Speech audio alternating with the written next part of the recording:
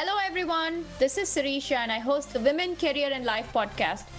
Just like you, I've traversed varied paths, stumbled a little, picked myself up, and learned a great deal on my journey. Many of us face similar questions, but we don't always get to have a conversation with our friends or peers.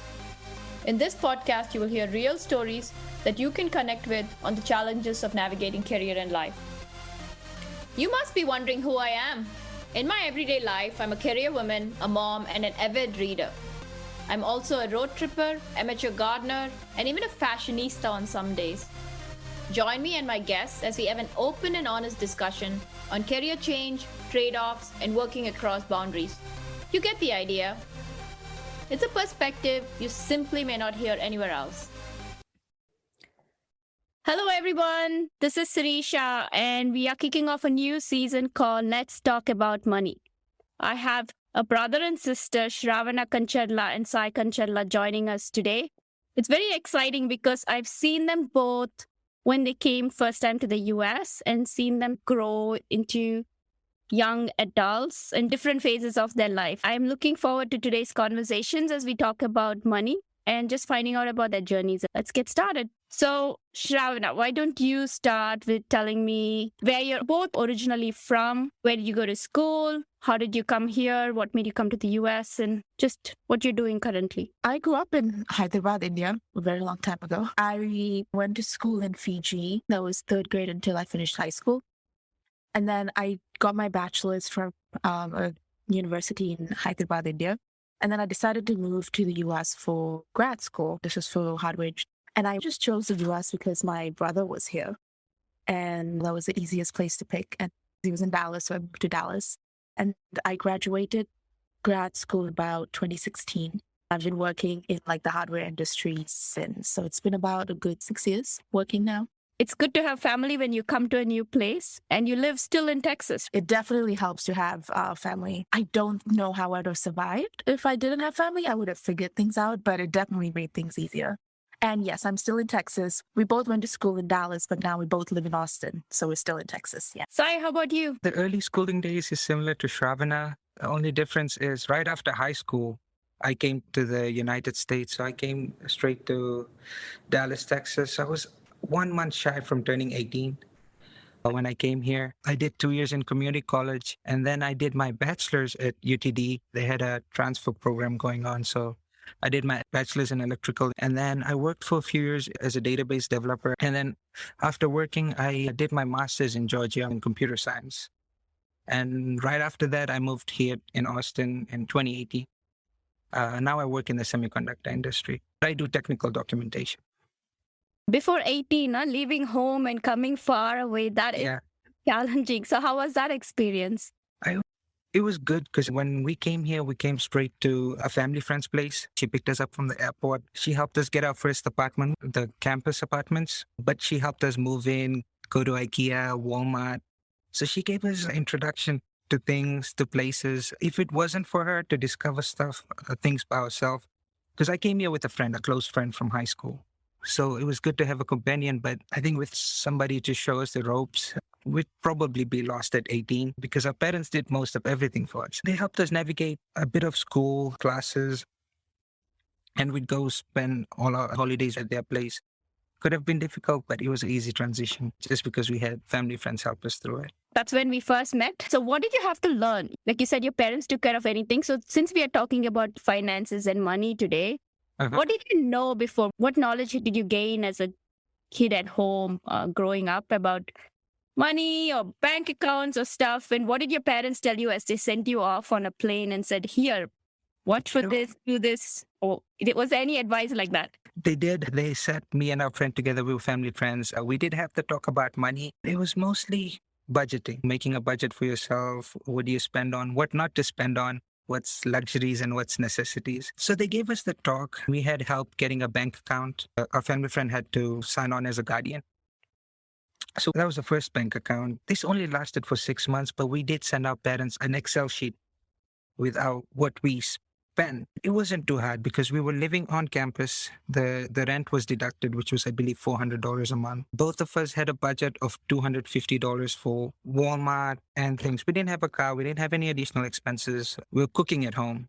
When we got here, that slowly increased as we made friends and we start going out to eat. But we didn't know much. We learned on the way. But budgeting was the one thing our parents put into our head, that you need to know how much you're getting, and that we had to tell them what we were spending on, because when it runs low, you have to ask them to send more. Yeah. We were pretty good at budgeting the first few years. Two things that I thought were interesting. So you had to send an Excel tracking sheet for 6 Right. months. What did you find to be the most interesting part of doing that exercise? We used to keep receipts. It was not too hard and we didn't think much about it. It changed like after 6 months, it became tedious tracking everything, because now we got used to the place. Now our expenses was eating outside, shopping, things like clothes, shoes. Not that our parents minded, but at that point, it was more like an estimate of what we spent rather than a tracking sheet. How did the cooking go the first time? Did you cook back home or did you learn on? No, we learned here. It was an experiment. We started out with a lot of frozen food, patties, buns, frozen vegetables. It was much easier. Everything was cut. So yeah, we learned how to cook here as well. What about you? What was your first experience when you came here? My first real meddling with finances was when I got my first job after I graduated from my bachelor's. So I remember setting up my bank account because they're like, oh, we need a routing account before your first day of work. I don't know anything about this. I took my dad with me and we went to the bank that he uses and we just opened an account. I was getting paid, but I wasn't doing anything with it because I was staying home. I didn't have any bills. My spending money my parents would give me. So I really wasn't doing anything with my finances, even when I got my first job. So my first real foray into actually doing my own finances and looking at my own numbers was when I came to grad school. That was interesting because I realized that I spent a lot more than I thought, or just the basics of everyday living, like rent, phone bills, and internet and things like that add up a lot. So I did have to learn by myself to deal with that. Even things like credit card bills, like paying it on time, which was just things that we'd never learned. And like you said, it's interesting that they don't teach you in school because everyone eventually has to do it, but you have to just learn by yourself. And at least that's what happened to me, was just learning to do it by myself. When I came here for graduate school, same thing. I got a stipend. I ate out a lot. I didn't do a whole lot of cooking, which didn't help finance probably. But I had rent and it wasn't too much. And realizing one day when I went to the bank statement that it was running pretty low. And I'm like, what happened? Then when you go back and look, oh my gosh, what was I spending it on? And it's not like I had very many expenses. It probably was food and maybe some little stuff and things, but it does deplete pretty quickly. But eating out adds up. And then when you get your first credit card, that you have to pay your statement on time. And I think that is one of the hardest. You get a credit card and there's the want and the need and how to spend it. But now you have online payment. That time it was paper bills and stamps. You had to write the check, put it in the mail. Have you ever written a check? I have after I came here. I remember having to order a checkbook. It was for the house, a down payment. You need a checkbook. And I didn't have a checkbook. And I ordered a checkbook, but I ordered the wrong kind of checkbook. So I had to order another one because it was so new to me. So I think I was 29, 28 when I ordered my first checkbook. You're saying because you bought a house, and we'll come to that part of the conversation, but you got a credit card, I'm assuming, through college or university. I got my credit card, I think the day after I landed. It was actually my brother who took me to the bank, and I got my debit and my credit card the same day. I think it was Sai who actually told me the ropes of how to like pay your bill. I still think I paid my first statement late, but I learned my lesson. When we got our bank account, we were insistent on getting a credit card just because me and my friends, we got our credit cards very late.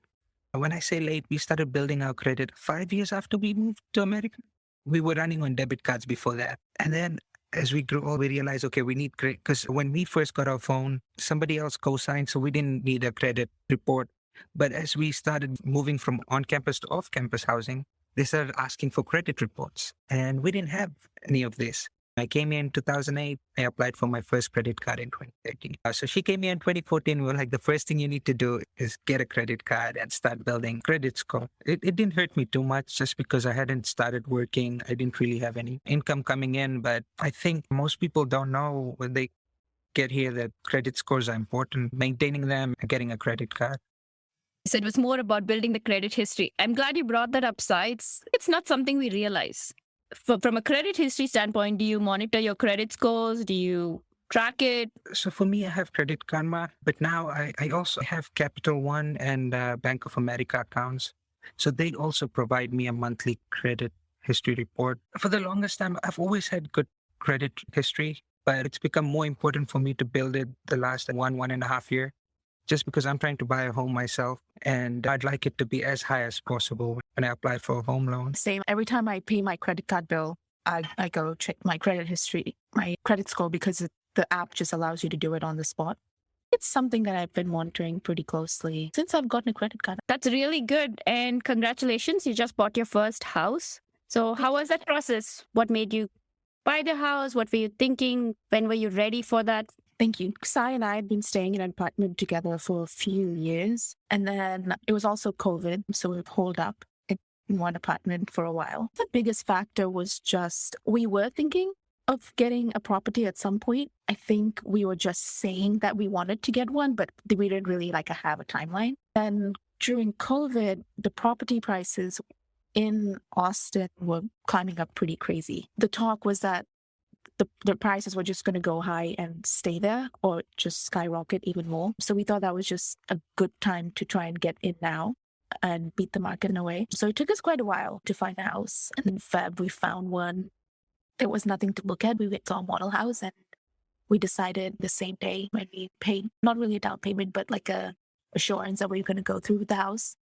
Exciting. So how was the house buying process itself? The finding a house process was stressful just because of how the market was going in terms of pricing and area. But once we found a house and we decided on it, the building of the house was actually it was actually easier than we thought. The builders just did a good job of communicating and they actually met the deadlines on time, even with the pandemic going. We actually got our house a week or two earlier than what they'd promised. So after paying, it was an easy process and it was fun. I've seen pictures. It's a gorgeous house. So let's walk through the house buying process. Did you buy the house together? No, we didn't. I was the one who bought the house. There was one particular reason you chose to buy it separately. Can you just go into that? So initially we did want to buy together just because we thought it made more sense. But then again, when we were finding out more of the process of buying a house and interest rates and things like that, one of the things we found out was first-time home buyers get an incentive. And the incentive is that they can get to pick a lower down payment just because they're first-time homeowners. If both of us signed on the house, and since we were both first-time home buyers, both of us would have lost that privilege. So it just made sense for one of us to buy the house. So I bought the house, and then if Sai ever decides to buy a house by himself, he still can get that privilege. First-time home buyers can pay less than 20% down payment of the house. So that was pretty much the main decision. I was planning to buy a house too, pretty close to Sravana's timeline. And down payment was a reason you can pay under 20%. But the second thing that's happening is a lot of these builders, they don't want investors to come in and buy homes. So if I already own a home and I'm trying to buy a second home, I'm classified as an investor. A lot of new constructions don't want investors. They want resident owners, people who will stay in that home for at least 12 months. You guys learned a lot through this whole process.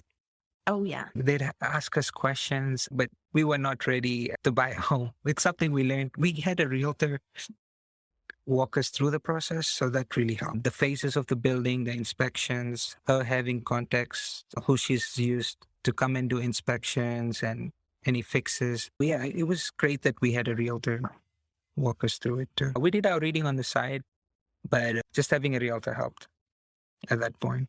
A lot of learning on the job completely. Yeah. As we wrap up this first part of the interview with Sravana and Sai Kancharla on Let's Talk About Money, the key takeaways, the food for thought for this episode is spend less than you earn, budget so you save some money for either an opportunity that comes your way or for an emergency. Get a credit card because it's very important to start building a credit history. When you get a credit card, make sure you pay it on time and at full. Keep track of your credit history and credit score because those are critical points when you're trying to get a loan or a mortgage on any investment in the future. And if you're looking at buying a house, a realtor might enable that process. And if you're a first-time home buyer, look into the incentives that are available to you All the best as you set off on your financial journey. Tune in to listen to part 2 of this interview as we talk about career development, retirement, investment, and other key topics. Happy listening. I hope you enjoyed today's episode. Tune in every other Wednesday to catch the next episode. If you think a friend may benefit from this, please share this podcast with them. All the resources we talked about are also available on my website, womencareerandlife.com. Please like, subscribe, and leave us a review on your favorite podcast platform. I would love to hear from you about your stories and your journey. You can reach me on my blog, Twitter, Instagram, or Gmail at Women, Career and Life. Until next time, this is Sirisha signing off. Remember, there are infinite possibilities to drive change in career and life. Which will you choose to make a reality today?